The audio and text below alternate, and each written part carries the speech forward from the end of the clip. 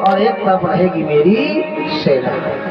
भगवान ने सोचा होगा वही जो श्री कृष्ण चाहेंगे तो अपन बीच में क्यों आए, इसलिए बलराम जी महाराज सीधे चले गए कहाँ, तीर्थ यात्रा के लिए। कभी भी सुनो सुनो, भाई भाई में आपस में कभी विवाद हो, मकान घोड़ा गाड़ी बंगला, तो आपस में कभी उलझना मत है। चले जाना या तो अपने गुरु के पास और या तो भगवान के मंदिर के सामने जाकर के दो आंस रो देना, वो आपकी मदद करेंगे, लेकिन कभी उलझना मत, कभी उलझना मत आपस में, परिवार में। ये बलराम जी का जो चरित्र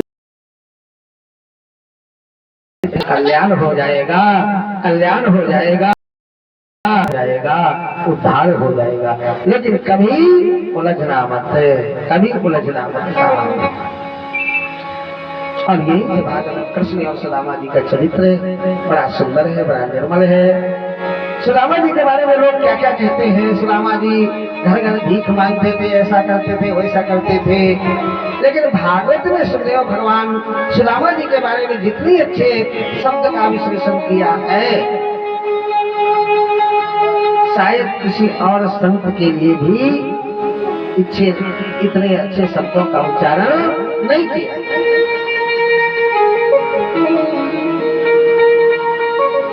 इसलिए भागवत में कहते हैं कृष्ण स्यासी सखा कश्यप ब्राह्मण ब्रह्मवित्तमः विरक्त इंद्रिय जितेंद्रियेषु प्रशांत आत्मा जितेंद्रिय। कृष्ण के बचपन के सखा कौन, जो ब्राह्मण है, ब्रह्मवित्तमः ब्रह्म विद्या को जानने वाले हैं। कौन, विरक्त हैं, जो जीवन में विरक्ति भी है। इंद्रियार्थेषु, इंद्रियों को जिन्होंने जीता है, प्रशांत आत्मा, जिनका मन प्रशांत है। सुदामा जी ने जीवन में कभी एक बार भी भिक्षा नहीं मांगी, ऐसा कहीं शास्त्र में नहीं लिखा है। हाँ, छोटा सा था, मैं कोई हिंदी की पुस्तक में मैंने पढ़ा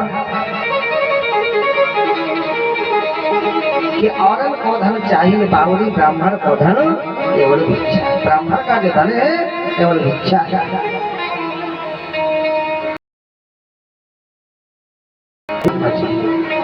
और जो ब्राह्मण भीख मांगता है उस ब्राह्मण की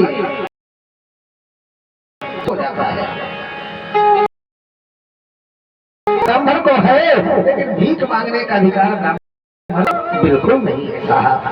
तीसरी बात, भागवत में सुखदेव भगवान सुदामा जी को कभी दरिद्र नहीं कहा। मैं समझता हूँ कि जितने अच्छे शब्द का संबोधन यहाँ किया गया है, शायद किसी और के लिए नहीं किया गया है। मैं एक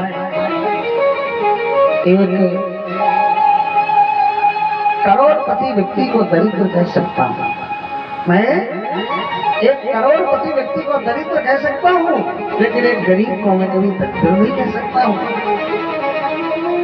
दरिद्रो निष्ठ संतुष्ट है, जिसके जीवन में असंतोष है वही है दरिद्र।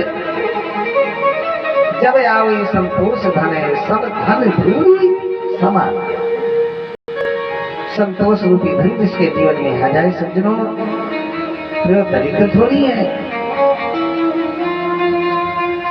हाँ, समाधि का प्रसंग बड़ा भाव पूर्ण है, बड़ा निर्मल है। एक दिन सुदामा जी की पत्नी महारानी सुशीला, सुदामा जी आपस में बैठे थे, साहस करके महारानी सुशीला कहती है क्यों जी, मैंने आप सुना है आपके बचपन के मित्र हैं कौन, सुदामा, कृष्ण। सुदामा जी, हाँ बड़ी पुरानी बात तुमने याद दिलाई है। तो बोले आपके मन में कभी ऐसा नहीं होता आप अपने मित्र से मिल करके आओ? बोले देवी, ऐसा कौन कृष्ण जीव होगा कि कृष्ण जैसे मित्र को पाकर के मन में मिलने की चाह ना करे। लेकिन देवी क्या करूं, घर में कुछ है नहीं। कहते ना, नव ज्योतिषी वेद गुरु वेद मंत्र जहाँ होए, इनते मिलिए भेद धरे तब कारण सिद्ध होए। कोई गुरु के पास जाना है, डॉक्टर के पास जाना है, प्रवचन में जाना है, चाहिए, कुछ में कुछ लेकर के जाना चाहिए।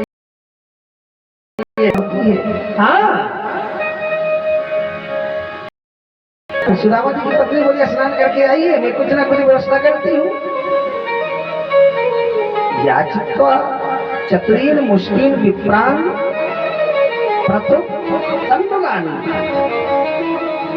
सुदामा जी की पत्नी जनार्दनपुर गांव में 4 घरों में गई है और 4 चावल मांग करके लाई।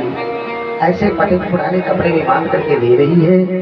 बुद्धिमानी का परिचय है जो 20 जगह से फटा और 20 जगह से सिला हुआ। सुदामा जी पोटली लेकर के जा रहे हैं, कहाँ? द्वारिका के लिए। हाँ हाँ, तो चले क्या? चले, क्योंकि समय ज्यादा हो गया है। हाँ, चलना ही पड़ेगा, नहीं तो बैठे रहेंगे। हाँ, और ये भगवती काली माता इतनी कृपालु है, दयालु है कि छोड़ेगी ही नहीं। ये तो कहती बैठे ही रहो।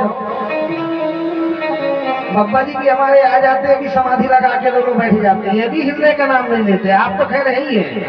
हाँ, तो आइए चले, सुदामा जी का दर्शन करोगे क्या? करोगे क्या दर्शन? हाँ, एक बार ताली बजा दो जोरदार, जोरदार ताली बजाए सुदामा जी के लिए। श्याम दर्शन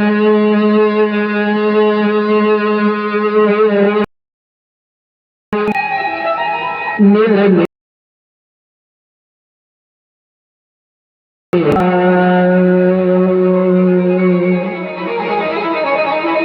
चले श्याम दर्शन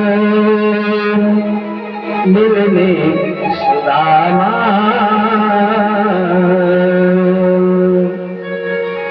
गाते गाते मार्गो में रामा चले श्याम दर्शन मिलने सुदामा।